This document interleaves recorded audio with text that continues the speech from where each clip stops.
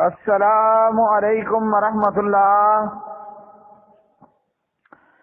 میرے پیارے بھائیوں اور میری معززات ماؤں، بہنوں اور بیٹیوں، بلوغ المرام کتاب الجامع سبق نمبر ہے 48، سبق نمبر 48۔ بسم اللہ الرحمن الرحیم۔ عن ابی ہریرہ رضی اللہ تعالی عنہ قال قال رسول اللہ صلی اللہ علیہ وسلم من قال سبحان اللہ وبحمدہ 100 مرۃ من قال سبحان اللہ وبحمدہ 100 مرۃ حطت عنہ خطایاہ وإن كانت مثل زبد البحر، متفق علیہ۔ حضرت ابو ہریرہ رضی اللہ تعالی عنہ راوی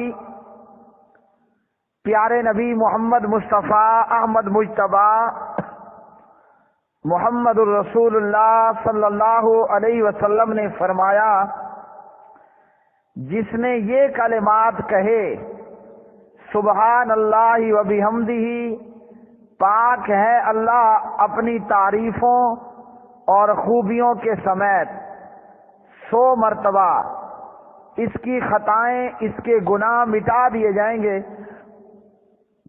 چاہے وہ سمندر کے جھاگ کے برابر ہی کیوں نہ ہو۔ تو پیارے نبی صلی اللہ علیہ وسلم نے اس حدیث میں فرمایا، جو بھی شخص سبحان اللہ و بحمدہ کہے گا 100 مرتبہ، اس کے گناہ مٹا دیے جائیں گے، اگرچہ وہ سمندر کی جھاگ برابر ہی کیوں نہ ہو۔ تو اس حدیث سے ہمیں یہ معلوم ہوا، صبح اور شام کے اذکار میں ہمیں چاہیے کہ ہم 100 مرتبہ سبحان اللہ و بحمدہ کہا کریں۔ اب ان الفاظ میں کیا ہے؟ ان میں ہے سبحان اللہ، اللہ پاک ہے۔ اللہ کس چیز سے پاک ہے؟ اللہ تمام شریکوں سے پاک، اللہ بیٹی بیٹے سے پاک، اللہ بیوی سے پاک، اللہ کمزوری سے پاک، اللہ کو نیند نہیں آتی، اللہ نیند سے پاک، اللہ کو اونگ نہیں آتی، اللہ اونگ سے پاک۔ اللہ سبحانہ و تعالی تمام شریکوں سے پاک ہے۔ وَبِحَمْدِهِ، اپنی تعریف کے ساتھ ہو۔ ایسا بندہ جو یہ کلمات کہے، یعنی اللہ کے ساتھ شرک نہ کرے، اللہ سبحانہ و تعالیٰ کو تمام شریکوں سے پاک سمجھے، تو اللہ سبحانہ و تعالیٰ اس کے گناہوں کو مٹا دیں گے، اگرچہ وہ سمندر کے جھاگ برابر ہی کیوں نہ ہو۔ یہاں ہم یہ یاد رکھیں کہ جو گناہ کبیرہ گناہ ہیں ان کے لیے باقاعدہ توبہ کرنا ضروری ہے، اور پھر توبہ کے بھی آداب ہیں۔ گناہ چھوڑ دینا، آئندہ کے لیے گناہ نہ کرنا، اللہ سے معافی مانگنا، اور اگر گناہ کا تعلق حقوق العباد سے ہے، اللہ کے بندوں سے ہے، تو پھر اس بندے سے معافی مانگنا، جو ظلم اور زیادتی کی ہے اس کا ازالہ کرنا۔ اگلی حدیث، ان جویریہ بنت الحارث رضی اللہ تعالی عنہا قالت قال لی رسول اللہ صلی اللہ علیہ وسلم لقد قلت بعدک 4 کلمات لو وزنت بما قلت منذ اليوم لوزنتهن سبحان اللہ وبحمدہ عدد خلقہ ورضا نفسہ وزنت عرشہ ومداد کلماتہ۔ جویریہ بنت حارث رضی اللہ تعالی عنہا اس حدیث کی راویہ ہیں، جو کہ پیارے نبی صلی اللہ علیہ وسلم کی امہات المومنین میں سے ایک تھیں، یعنی پیارے نبی صلی اللہ علیہ وسلم کی زوجہ محترمہ تھی، مومنوں کی ماں تھیں۔ جویریہ بنت حارث فرماتی ہیں کہ پیارے نبی صلی اللہ علیہ وسلم نے مجھے فرمایا، بلا شبہ میں نے تیرے بعد 4 کلمات ایسے ادا کیے کہ اگر ان کا تیرے کلمات سے موازنہ کیا جائے تو جو تو نے شروع دن سے لے کر اب تک پڑھے ہیں، یہ میرے کہے گئے کلمات تیرے کہے گئے کلمات سے وزن میں بڑھ جائیں۔ اور یہ کلمات کیا ہیں؟ سبحان اللہ و بحمدہ عدد خلقہ ورضا نفسہ وزنۃ عرشہ ومداد کلماتہ۔ میں اللہ تعالی کی تسبیحات و تعریفات کرتا ہوں، اس کی مخلوق کی تعداد کے برابر اور اس کی ذات کی رضا کے برابر اور اس کے عرش کے وزن برابر اور اس کے کلمات کی روشنائی برابر۔ اس حدیث کی تفصیل یہ ہے کہ پیارے نبی صلی اللہ علیہ وسلم جویریہ کے پاس سے نکل کر باہر تشریف لے گئے، اور جویریہ رضی اللہ تعالی عنہ اپنی نماز پڑھنے کی جگہ میں ذکر الہی میں مصروف رہیں۔ پیارے نبی صلی اللہ علیہ وسلم تقریباً نصف النہار کے وقت، آدھے دن کے وقت میں تشریف لائے، اور جویریہ ابھی تک وہیں ذکر میں مصروف تھی۔ پیارے نبی صلی اللہ علیہ وسلم نے فرمایا، تم ابھی تک اسی حالت میں بیٹھی ہو جس طرح میں تمہیں چھوڑ کر گیا تھا؟ جویریہ عرض کرتی ہیں، جی ہاں۔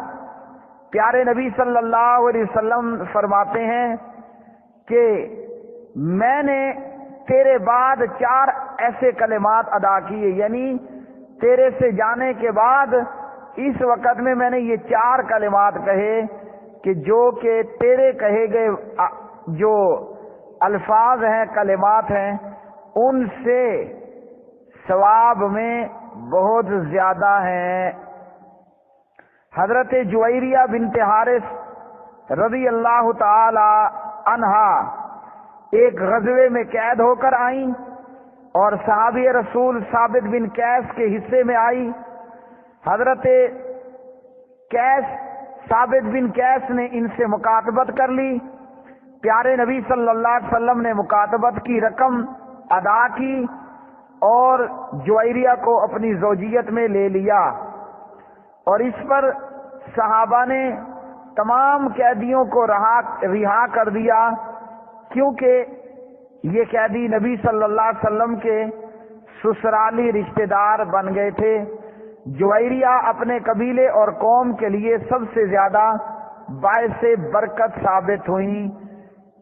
حضرت جویریہ رضی اللہ تعالی عنہا، پیارے نبی نے جب ان سے نکاح کیا، صحابہ نے جویریہ کی قوم اور بستی کے تمام گرفتگار شدگان کو جو ہے وہ رہا کر دیا۔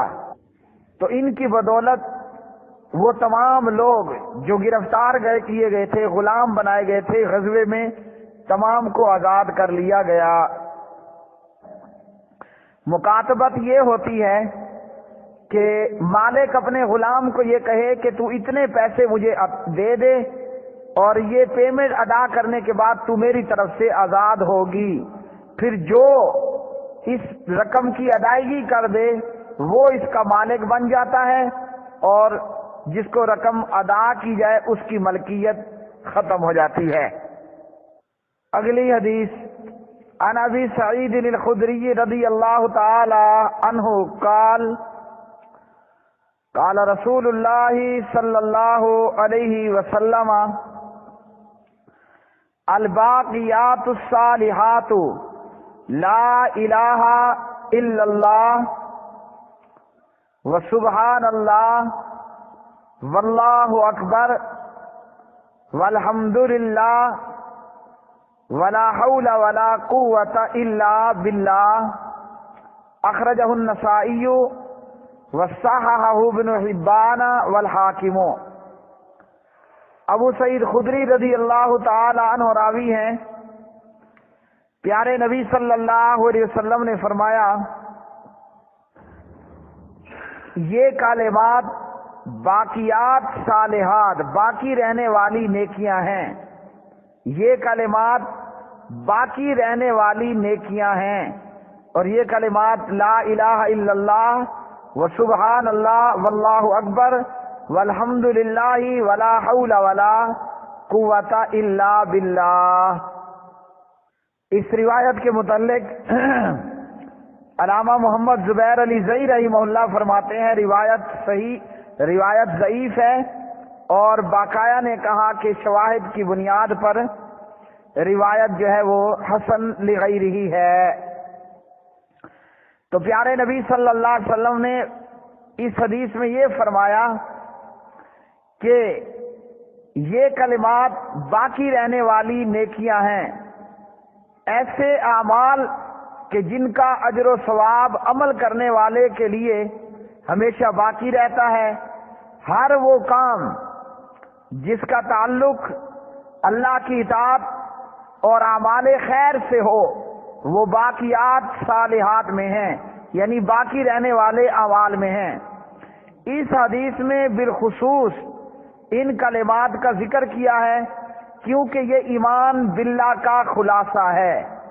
لا الہ الا اللہ، اللہ کے سوا کوئی معبود نہیں، اللہ پاک ہے، اللہ سب سے بڑا، تمام تعریفات اللہ ہی کے لیے ہیں، اور برائی سے پھرنا اور نیکی کرنا اللہ کی قوت کے بغیر ممکن نہیں ہے۔ یہ کلمات جو ہیں خصوصی طور پر باقی رہنے والی نیکیوں میں ہیں کیونکہ یہ ایمان باللہ کا خلاصہ ہے، اور ایمان باللہ اللہ کے اوپر ایمان لانا، اللہ کی توحید کے ساتھ ایمان لانا تمام بھلائیوں اور اچھائیوں کا منبع اور مرکز ہے۔ ایمان باللہ کے بغیر کوئی بھلائی اچھائی شمار نہیں، کوئی بھلے جتنا مرضی آئے جو کچھ کر لے، اگر ایمان باللہ نہیں ہے تو کچھ بھی فائدہ نہیں ہے۔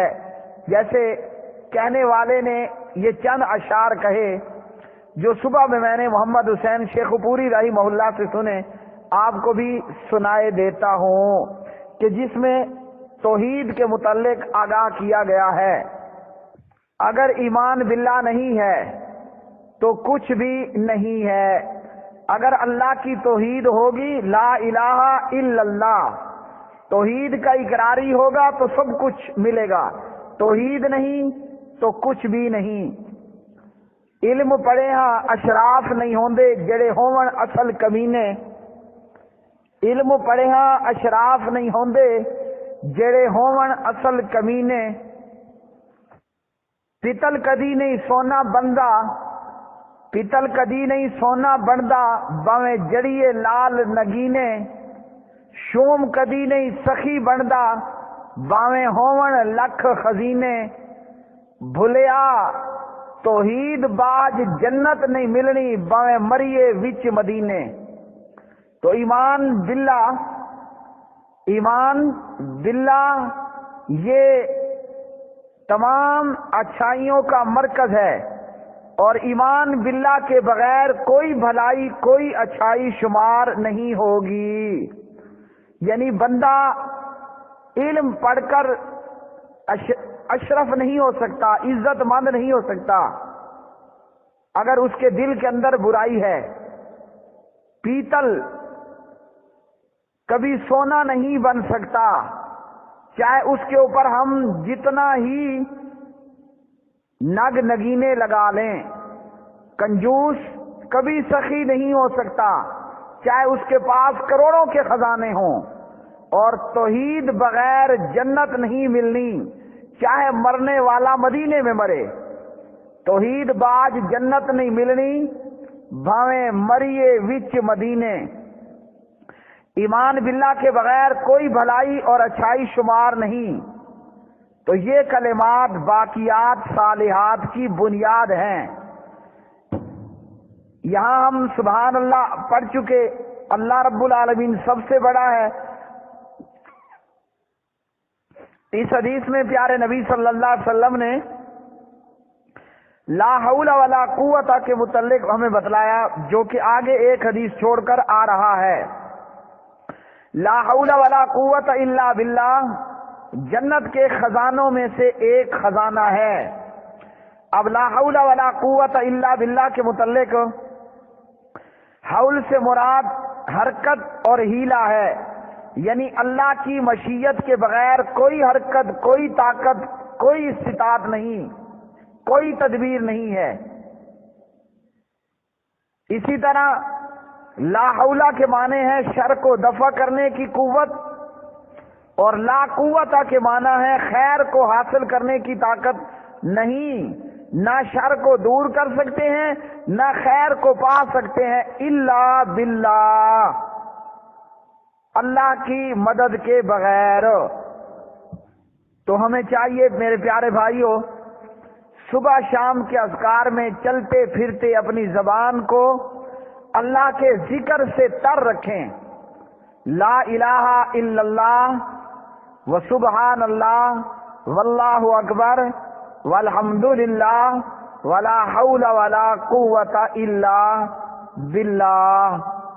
اللہ رب رحمان سے دعا ہے کہ اللہ وحدہ لا شریک ہمیں اپنی توحید اختیار کرنے کی توفیق عطا فرمائے، اور اللہ ہمیں شرک سے بچنے کی توفیق عطا فرمائے۔ اللہ ہمیں زندگی عطا فرمائے جو توحید و سنت پر ہو، اور ہماری موت اور دنیا سے ہماری رخصتی ہو، دنیا میں ہمارا اینڈ اور ہمارا خاتمہ ہو لا الہ الا اللہ پر۔ بلوغ المرام کتاب الجامع سبق نمبر 48 واللہ وما علینا الا البلاغ المبین۔